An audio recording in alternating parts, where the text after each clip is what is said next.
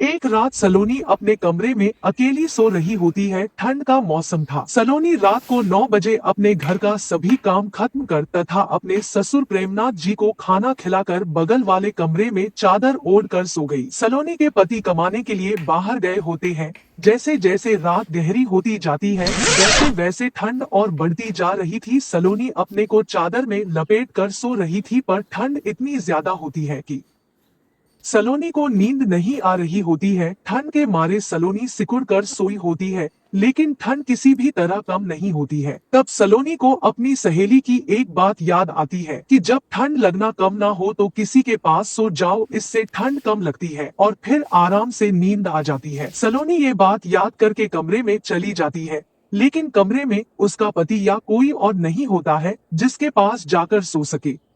उधर ससुर प्रेमनाथ जी भी अपने कमरे में चादर में घुसकर सोए होते हैं। उन्हें भी ठंड बहुत लग रही होती है। तभी सलोनी ससुर जी के कमरे में आती है और कहती है, ससुर जी आपको बहुत ज्यादा ठंड लग रही है, तो क्यों ना हम दोनों करीब आकर अपनी अपनी जान बचाए। प्रेमनाथ जी कहते हैं, ठीक है बहू। सलोनी तुरंत ससुर प्रेमनाथ जी के साथ उनके कमल रजाई में घुसकर सो जाती है। धीरे धीरे वक्त गुजरता है, दोनों को ठंड लगने लगती है। सलोनी अपने ससुर प्रेमनाथ को पकड़कर सोने लगती है। यह देखकर ससुर प्रेमनाथ को आश्चर्य होता है, पर वह कुछ नहीं बोलते हैं। पर वह धीरे धीरे पकड़कर सोने से ठंड कम होने लगती है, तो प्रेमनाथ जी को भी बहुत अच्छा लगता है। दोनों अब एक दूसरे को पकड़कर सोते हैं तो ठंड कम हो जाती है और ससुर प्रेमनाथ जी को अब गर्मी का एहसास होने लगता है और बहू सलोनी को और जोर से पकड़कर सोते हैं। सलोनी भी बहुत अच्छा महसूस कर रही होती है कि इतने दिनों बाद किसी मर्द की बाहों में सोने को मिला है। सलोनी उसके ससुर और जोर से खर्राटे लेने लगते हैं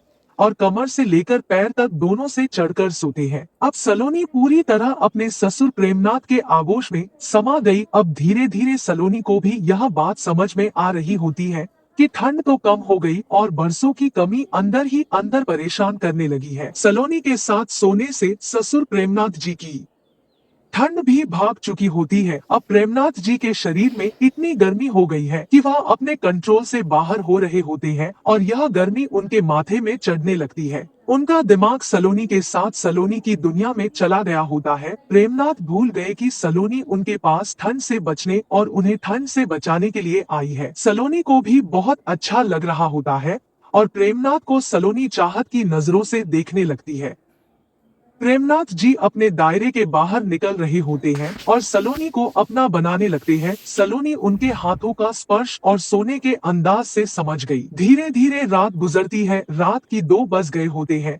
अब तक सलोनी और उनके ससुर प्रेमनाथ जी को नींद नहीं आई होती है। पहले ठंड के कारण नींद नहीं आ रही होती थी, लेकिन अब गर्मी के कारण मन में चाहत की भावना एक दूसरे को सोने नहीं दे रही थी। अब आलम यह होता है कि दोनों अच्छा महसूस कर रहे होते हैं। सलोनी अपने ससुर को मना नहीं कर पा रही होती है और ससुर प्रेमनाथ को लगता है कि बहू को भी अच्छा लग रहा है। यही अच्छा मौका है प्रेमनाथ जी को अपनी वर्षों से दबी सारी इच्छाएं सलोनी के साथ पूरी करने लगते हैं। सलोनी को भी अपने पति से दूर रहे लगभग 1 साल होने वाला होता है। ससुर जी के साथ सलोनी आनंदित होने लगती है।